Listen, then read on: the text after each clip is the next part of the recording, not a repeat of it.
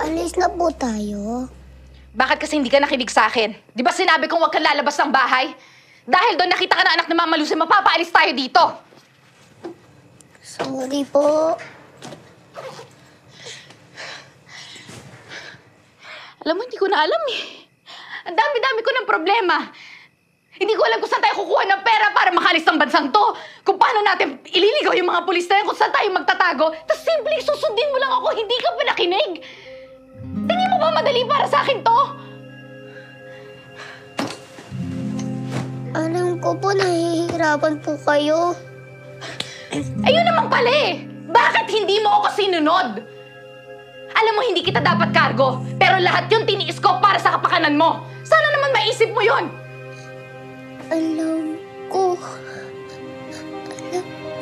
Gusto ko lang po kayo tulungan.